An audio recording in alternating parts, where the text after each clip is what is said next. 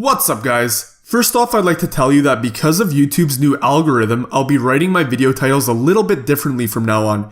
Anyways, this is a prime discussion between Milo Yiannopoulos and an anti-Trump feminist. It gets pretty heated towards the end. Feel free to like and subscribe and enjoy. A line there. You were talking about some of the concerns about it. What do you think this team tells us about Trump and what his intentions are? I mean, I'm not the biggest fan of some of these people. Others I have mixed feelings about. You know, and some of them are great. I can't speak for Steve Bannon, my erstwhile boss at Breitbart, except to say he's one of the most impressive and brilliant political operators in America, and all of the things that the media is saying about him are total garbage. I mean, they're saying, you know, he's a sexist, he's an anti-Semite, all the rest of it. You know, I'm gay, of Jewish, you know, heritage, all the rest of it. He turned me into a star. He flew over to hire the Breitbart London office head, who is a Muslim. You know, I mean, most of the stuff that you hear about most of these people either isn't true or isn't the complete picture. So what is true? What is he likely, as his, I think his title is Chief Strategist and Senior Counselor to the President, what kind of advice will he be giving, do you think? What does he want Donald Trump to do? Well, that's for him to say, but I think, you know, I think Steve has been quite clear that he doesn't like the apparatus of the establishment very much. He's a populist, nationalist conservative, and they're not dirty words in America, as they can be here sometimes, with some justification. You know, they're not dirty words in America. He just wants America to go back to looking after America primarily. And, you know, Steve's great gift is getting under the skin of the establishment and revealing what's wrong, revealing what's not working. And even people who don't like Trump, whether it's Bernie voters here, Sanders voters, what, you know, Corbyn voters, whatever, you know, there's a sense, I think, in a lot of people that the establishment, something's gone wrong in the establishment. Something's gone wrong with these unaccountable, unelected, remote people. We saw it in Brexit, it's happening in Germany, it's happening in France. This isn't just a Trump thing. Okay, so specific proposals. Yeah. What exactly would Steve Bannon propose?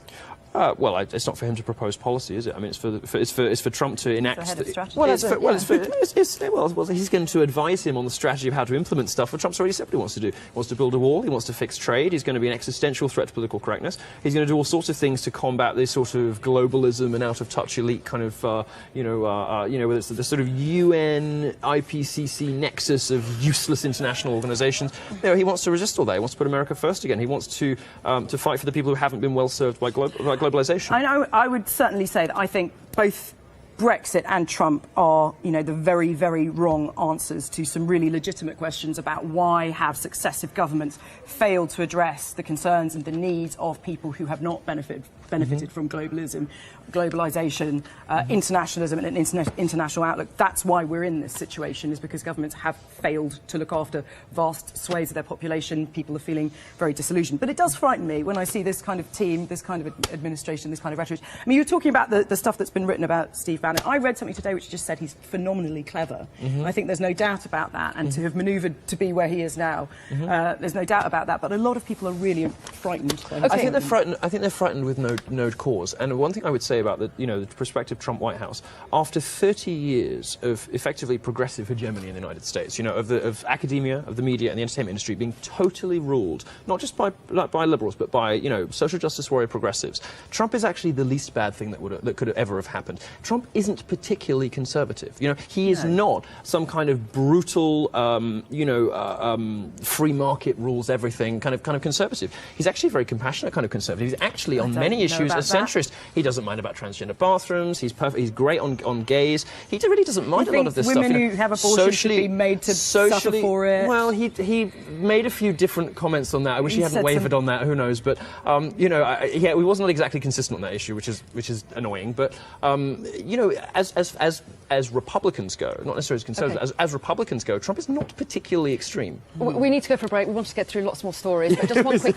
question before that, Milo. Some of those front pages, as well as some of the stories inside, with documentary maker and journalist Jenny Kleeman and senior editor at Breitbart News, Milo Yiannopoulos. And we're going to talk about Donald Trump. You've picked out the Sunday Times to start off with, suggesting that the Queen is going to invite Donald Trump to Windsor. They are quoting in their little subheading there that ministers see her as their secret weapon. Yes, and not Nigel Farage, although Nigel Farage would like to be the secret weapon. The fact is, nobody in the UK was prepared for Donald Trump actually winning, and there have been no sort of olive branches, nothing cast out there, no way of making him feel welcome before he won. And we are now desperately scrabbling around to try and get on with Donald Trump. We have this special relationship which America doesn't really seem to care about. It seems to be it's the UK that really, oh yes, we're really good friends, aren't we? And we really want to make sure that's still the case. Of course, the Queen's going to invite him to Windsor. She's the Queen. She invites all, all important heads of state to Windsor. So I don't think this is necessarily should be front page news, but I think that the wider point is that May's government has done very little to create warm feelings between Donald Trump and our government in the run-up to the election. But post-election she has, hasn't she? Well, post-election she congratulated him and he said, hey, if you're ever in the US, come along. It's and then Boris Johnson and talked about really. putting a stop to the Windjammer, didn't he? He did, but he also said some very insulting things about Donald Trump beforehand. And what you mustn't forget is that a year ago, Parliament in our country was debating whether or not we should allow Donald Trump in the first place because of what he'd said about banning Muslims. So, we are now having to grovel. And it's unedifying. And Milo, what do you think? I mean, you have to grovel. I mean, by the way, I can't agree with your assessment of the special relationship. Thatcher, Reagan, Bush, Blair, of course there's a special relationship between the UK and the US. We want there to be, but I don't know if the Americans care very much. Well, I think the US, some US presidents clearly do care about it. It seems to be the Republican ones. Obama obviously didn't care very much about it, but Trump does. Trump has, has always been a great admirer, always was a great admirer of Margaret Thatcher. Seems to say nice things about the Queen. I feel sorry for him coming to Windsor. It's decorated practically Bauhaus compared to what he's used to. He's going to think it's terribly tired glamour. But, I think Theresa May made an idiot out of herself. The fact is that Farage has deep and excellent connections into the Trump White House. Now, she may find him personally distasteful. She may find him gauche. She may not like him personally.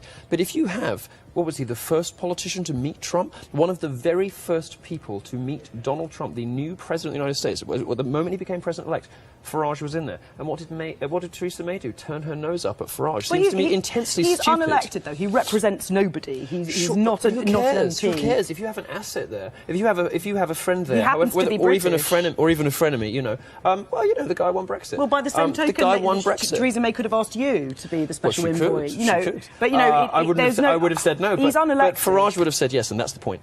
Because we had a friend there.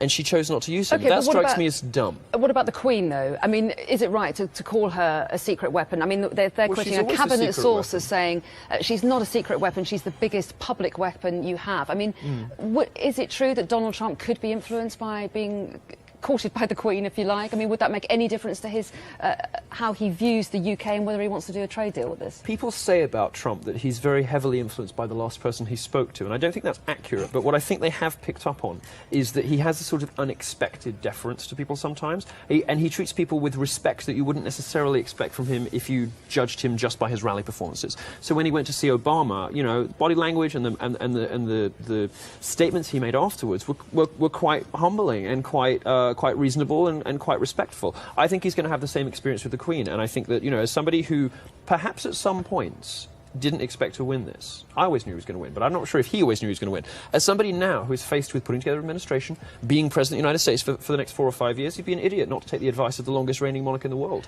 Of course he's going to listen, and of course he's going to get something out of it. But he is like Nigel Farage, an anti-establishment figure, and you can't get much more establishment than the Queen. And I think perhaps here is the turn on all of this. That all of these anti-establishment figures, perhaps what they want is some acknowledgement from the establishment that they have well, won. You see, the monarchy is a weird kind of element of the establishment, because when people say they don't like the establishment, they're not really talking about the monarchy. I mean, think how much UKIPers love the monarchy, right? There's something a bit unique about the Queen. There's something very... And they're not the media, they're not the entertainment industry, they're not academia. Not educated people is what people are talking about when they talk about the establishment, isn't it? Well, no, I think, this motivating force, this populist nationalist uprising that is happening all over the West, I think is quite sympathetic to monarchy. I don't think they see the Queen as being part of the problem establishment, if you like. OK, I'm going to move you on, because we could talk about that forever, but let's move on to Inside the Mail on Sunday. You mention Farage, you talk about a popular uprising, I think is the word you used. Nigel Farage is clearly seeing this as time for a comeback comeback? What's he saying in the Mail on Sunday? Well, the thing is, he's never really gone away. He's saying that he's going to try again to get a seat in South Thanet. The Mail on Sunday has here a list of all the 7 times Farage has failed to be an MP. He feels that now, with the endorsement of Donald Trump, that's going to swing it for him this time. I don't know whether or not that will make a difference to voters in South Thanet, that he's friends with turn them Donald. off, won't it? I would think so, Milo. I would think so. But I'm sad to see this, because Nigel Farage's career in politics was almost the first career in the history of politics that ended in success. I mean, the guy who said for 15 years, I want us out of the EU. For 15 years, he campaigned for it. He got it. He said he was retiring from politics. There's a sort of nobility about that. There's a sort of decency about that you don't often see from politicians. And now he's sort of back in the fray again. I have to say, it's sort of a shame, because I quite liked the story there. I think there is no doubt that, like him or loathe him, Nigel Farage is the most significant politician of our era. He has changed this country. For sure. But he is a failure. He cannot get elected to a seat. Well, he got Brexit, he's part of a much wider movement. He's the Brit Brexit. that Donald Trump called, and he won Brexit. I don't think you can really call him a failure just because he didn't get Let's pick up on that, just to cut in. To pick up on that, is there a sense in any way of momentum? Could Donald Trump's victory in America have any difference to sentiment here or in other countries?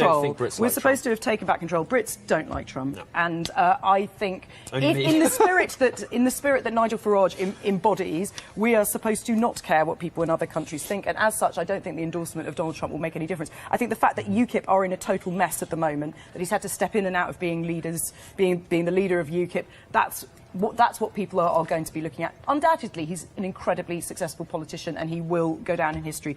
This is the age of Farage.